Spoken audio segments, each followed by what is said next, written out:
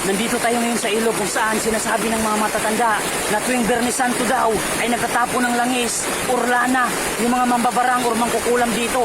Kaya abangan natin insaktong alas 12 ng tanghali para masaksihan natin yung ritual na gagawin ng mga mambabarang. Ha! Nandito na!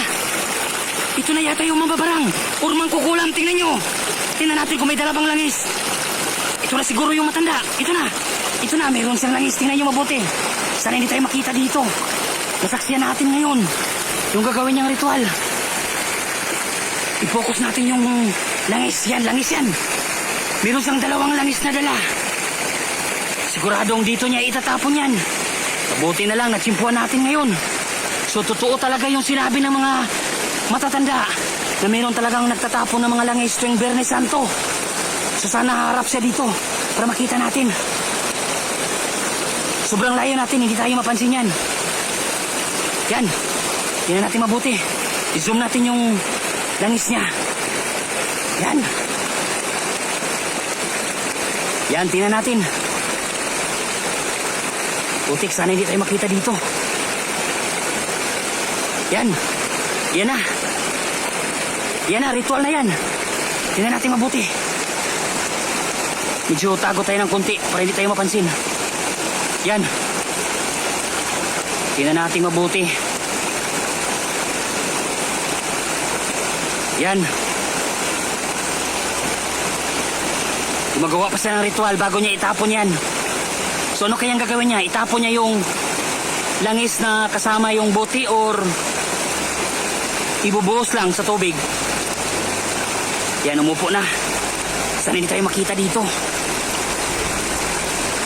Putik. I-zoom natin yung muka para makilala natin kung sinong mambabarang to. Hindi masyadong kita yung muka, nagtatabon. So ganyan talaga sila. Kailangan nilang takpan yung muka nila para hindi natin sila makilala. Grabe. Tanghaling tapat, pumupunta siya dito. Insakto talaga yung sinasabi na abangan mo. Alas 12 ng tanghali. So yan na. Yan na, binuksan na. Binuksan na. Yan na. Zoom natin. Zoom natin. Putik, hindi ma-zoom. Yan. Mukhang ibinuhos na. Yan. Yan, nakita nyo ba? Ibinuhos na.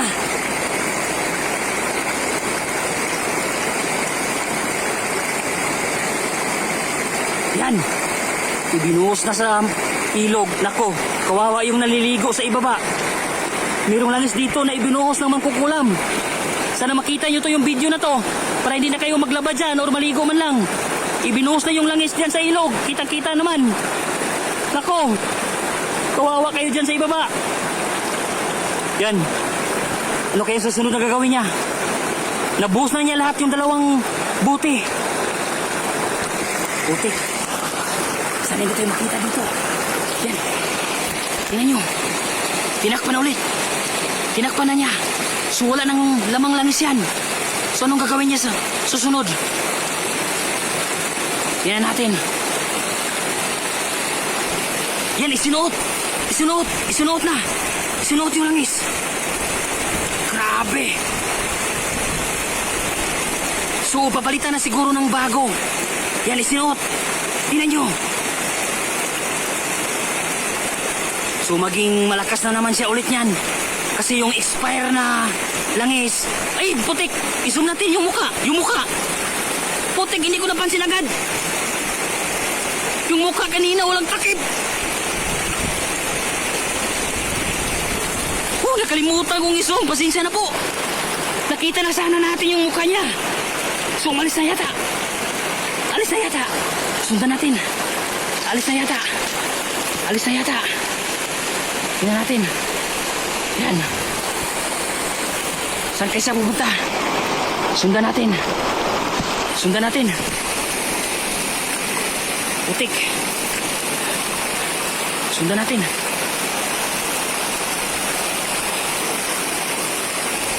Dito niya ibunuhos. Dito niya binuhos yung langis. Papunta doon sa ibaba. Sana yun.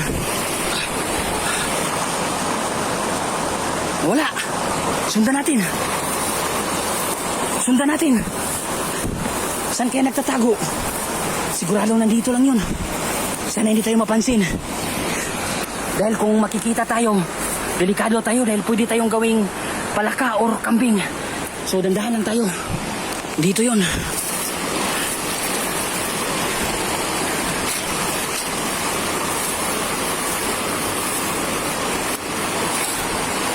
Wala.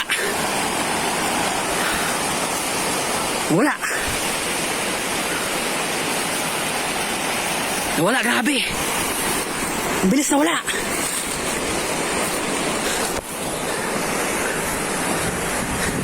Ang bilis na wala.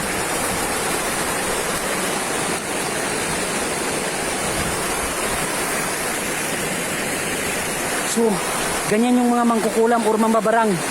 Sa mga nakakaalam nito, alam nila yung istorya. Tuwing Biyernes Santo, nagbubuhos ng langis sa ilog yan.